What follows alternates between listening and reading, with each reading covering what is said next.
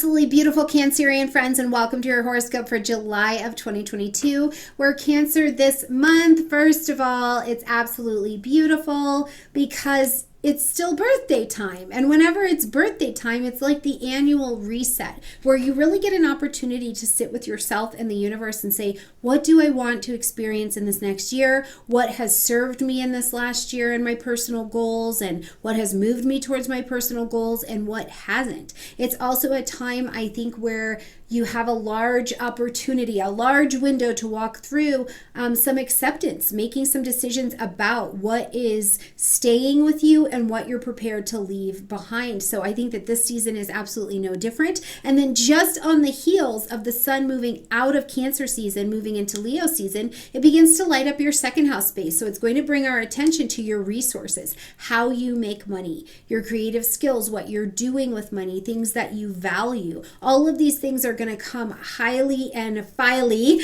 to your attention. Now, at the end of the month, mid-month to the end of the month, we're going to see transiting Uranus come into a conjunction with the transiting North Node. And I think that this is really critical.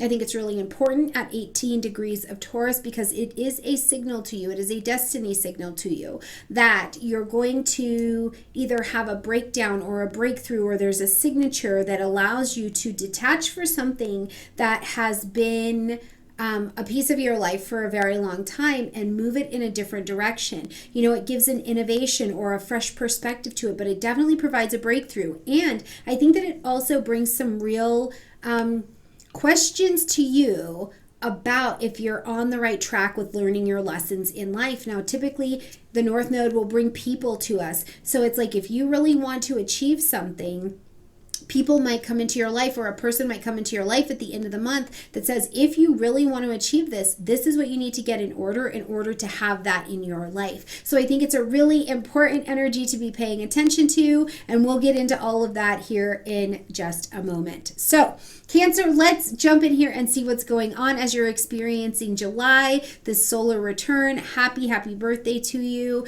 if you're on this side of the Cancerian birthdays, okay? Right at the beginning of the month on the 5th, it's a busy day. We've got two of the personal planets on the move. So we've got Mars moving into the energy of Taurus, and we've got Mercury moving into your sign, into the energy of Cancer. So as we see Mars move into the energy of Taurus, first of all, this is going to activate and stimulate and bring motion and energy to your 11th house space. Now, the 11th house space is about friends.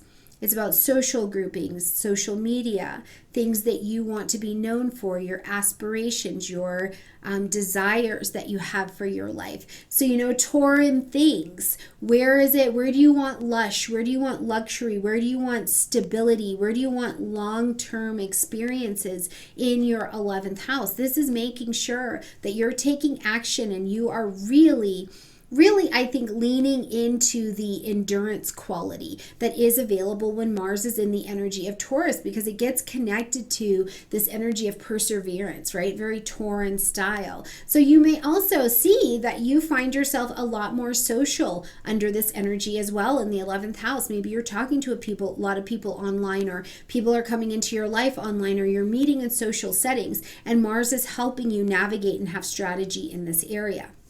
At the same time, as Mercury moves into your sign, it literally, I think about speeding up your mouth, or it speeds up what you're doing. It speeds up where you're going to be, and you're having to make decisions, and you're busy, and you're getting phone calls, and you're thinking, how do I relate to this? You know, it becomes this principle of my thoughts become things. This can become a real reality for you. But it's also maybe a lot of people are talking to you. Now, I wouldn't be surprised at all either, Cancer, it's solar time. It's a solar return time for you. If you don't end up having a thought, or at least a conversation with someone from the past, maybe in this last year, and you connect with them in some way, and you're telling them, here's what I'm willing to do, or here's what I'm doing, here's what I'm working on.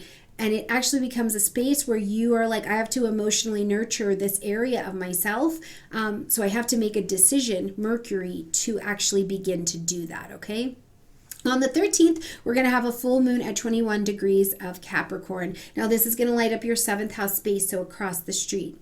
Okay, the full moon asks us to end something, acknowledge something, or make an adjustment. We're going to have all of the light in the sky. We may feel like we're going in different directions. Me and this relationship. Should I be in this relationship? Should I not be in this relationship? Should I wait? Should I not wait? My relationships at work, my relationship to me, right? The relationship dynamics, you may feel like you're being pulled in two different directions. And it doesn't just have to be relationships like that. Think about the things that are in relation to each other, okay? But either way, the full moon is going to light this up. And what this is really asking us to do at 21 degrees is to look at the things that are actually helping us achieve, bringing structure, right? It's asking us to look at the maturity level that you're bringing to the table in your relationships. And I think not only that, this particular full moon as well, for me, it's this sense of it's bringing a teacher or a significant relationship into your life that helps you mature. Now, for some people, it may look like that, you and your person decide to take it to the next level. You decide we're going to get married, we're going to move in together, we're going to commit in some way, shape, or form. A full moon, yes, it can bring breakups. It can, but if it brings a breakup, it's because the adjustment needed to be made because it's not the right alignment. I mean, really, this full moon is about getting you who and what you need to achieve in your relationships that help you advance and come into more expertise. Now, this can also be business partnerships and things like that. So is there a long-term partnership? Think about it. Have you been in a career for 20, 30 years and the full moon comes along and you realize you're not in the right alignment with that career anymore, that business? It can be that just as much as a romantic relationship, but whatever it is about getting you on track with relationships that actually can help you mature and achieve, okay? On the 17th, Venus moves into your sign, and when Venus moves into your sign, you get magnetic, you get beautiful. It is just like beauty comes into your space. The doors to attract people, places, and things to you goes wild. You have this energy in place all the way until August 11th. So truly, attract in. This is your solar time. Attract in. Ask for what you want. Be willing to do what you need to do to have those gifts and that experience in your life, and then let the universe do the heavy lifting and trust what you are attracting in. Brody is not interested in Venus being in Cancer, but I am. So other things to think about when Venus is traveling through your sign is truly how can you use that beautiful Cancerian nature of yours to make other people feel special, to make them feel beautiful, to make them feel comfortable and at home. Where can you allow this where you actually become an embodiment of this Venus energy, and you can bring that into your relationships? Where do you need to be a harmonizer instead of a producer of chaos or confusion in order to bring in what you really would like to experience? Now, when we get to the 19th, Mercury's done in your sign. It's moved on.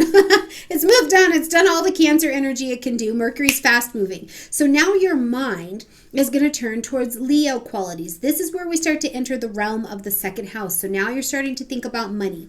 You're starting to think about, how do I make money? What are the resources that I have at my disposal? What am I doing with my money? Is my money set up long term? These are the kind of questions that are going to start to come to your attention. And Mercury in Leo is also going to ask you to make some decisions with, of, on, or around your money. Now, it may be with Mercury in the energy of Leo, you're doing something that feels like you're taking a risk, or it feels risky, or it's a real, it's like it's a jump and there's a leap. It's a very big gesture in some way, shape, or form. Think Mercury, my mind, my thinking, my decision-making in Leo. Now also, Mercury in Leo is a wonderful energy to be grand, to have that little bit of drama and flair and speak your heart and create content. And that even means if you're not a content creator on YouTube, but to create content and conversation that is full of love, speaks joy,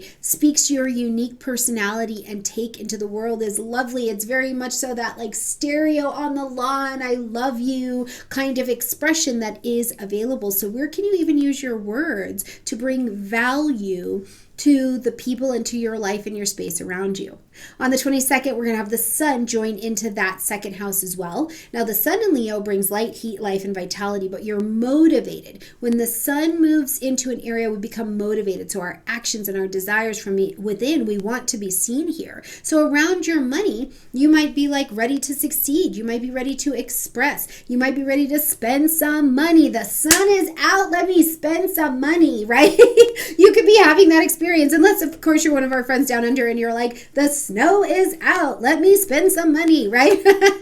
Whichever season you're traveling through, the sun here in Leo is going to make it so that you want to do things of value, and it will very much so stimulate this financial area of your life. And depending on how things have tracked out, for some of you, it can be a grand gesture that feels like a loss of finances if you don't feel like you've got your financial feet underneath you. But mostly, the sun here will make you want to make sure that you've got financial legs for underneath you, okay? Now, to support that further, on the 28th, we've got a new moon happening at 5 degrees of Leo. So plant your seeds of intention. What do you want around your money? What do you want how you make money? What do you want in terms of possessions in your life? Is there something expensive you're looking to buy? You want to plant your seeds of intention to have joy and play and ease around money, around resources, around your self-esteem and your expression. You know, what makes you you? What makes you grand? I also think that because this particular moon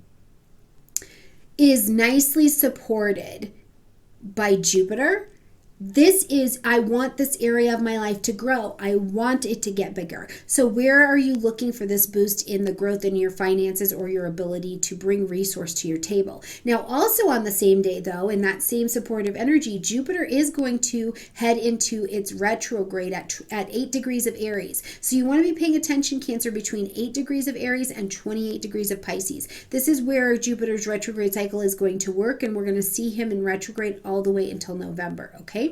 So at this time, as Jupiter is taking that retrograde, you're going back over your philosophies. You're going back over your expanded ideas, your plans, your designs. You're going back over, you're going back over the philosophies that have governed your life for a very long time and seeing, can I make a fresh start, new moon in Leo, with these energies, right? The other thing that I think people go back over when Jupiter's in retrograde is what we have faith in.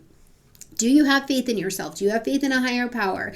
Are you questioning your beliefs? Do you need to be questioning your beliefs to get a new perspective in order to move something forward? These Jupiterian retrogrades are subtle, but they are important for us to redo and re-examine the things that block us from our own expansion and wisdom. So it's really, I think, at the time of this new moon, pretty important to consider the Jupiterian influence as well. Now, as we're going to close out the month, from the 20th of July all the way until we close out the month, we really feel the influence of that transiting Uranus in a conjunction with that North Node, with the transiting North Node. And it's big. It's 18 degrees. So it's not just this innovative change and this innovative bringing of people or surprising circumstances or destiny moments into your life, but Uranus is an outer planet. So in our society as a whole, we may see some real surprises around things that allow us or push us to get rid of what tradition has been and move towards something a little bit more inclusive, a little bit more non-conventional, without throwing the baby out with the bathwater, So globally we may see that, but for yourself, I think that lessons of self-sufficiency, self-worth, security, beauty. If you've got an important Taurus in your life, Cancer, you may actually be hearing from them or seeing the destiny connection that you have with them as well. And these are important times because they are these clues that you're on the pathway towards what you need to be doing and what you need to be growing into. So don't miss out on that Uranus North Node energy. And if you want to explore any of these aspects more fully with me, come and join me over on Patreon, okay? All right, my absolutely beautiful Cancer friends, happy birthday. Enjoy the last of your season in your birthday energy. Make it good. Look back over your last year, 10 years, 5 years, whatever it looks like for you, and set your intentions very clearly as to what you would like to experience as you travel this next solar year, and then trust what the universe is bringing in to help shape around that, okay? All right, friends, I love you. Bye.